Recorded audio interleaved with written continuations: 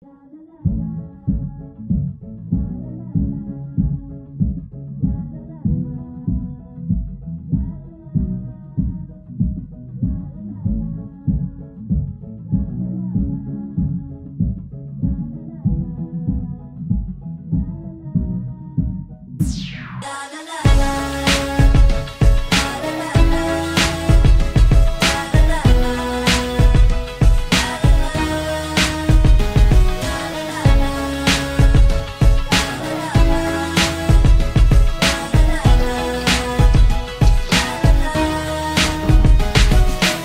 životě je vážně obrovský boj, ale ničeho se v životě také neboj. Život je svině, ale musíš dál jít, jestli se chceš někam dostat, musíš hodně dřít. Fakuju lidi, co si myslí, že mi život zkazí, ale mě ho žádný z nich čuráků nepokazí. Bojuje se do každý poslední sekundy, minuty, nejvíc si váž své rodiny. Život má hodně velký překážek, do kterých budeš občas taky narážet. Spadneš na zem, ale zase se oklepeš, potom už nikdy na zem totiž nespadneš. Když umíš se životem bojovat, máš velký výhody, to ti totiž dostává do velký pohody. Ale nic nesmíš taky podceňovat, všechny špatný zážitky zahoď a běž je vyfakovat.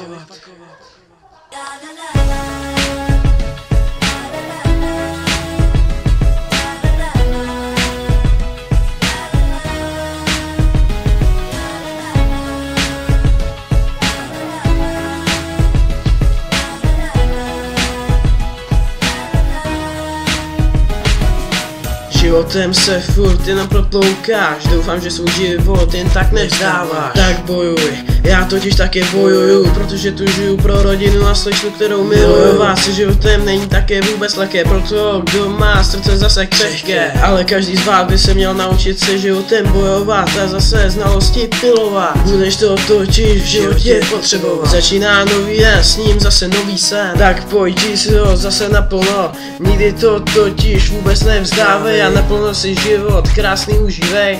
Pojď si svůj život a se naplno užívat, zase krásný chvíle znovu zase zažívat. A pojď se na svět zase znovu usmívat.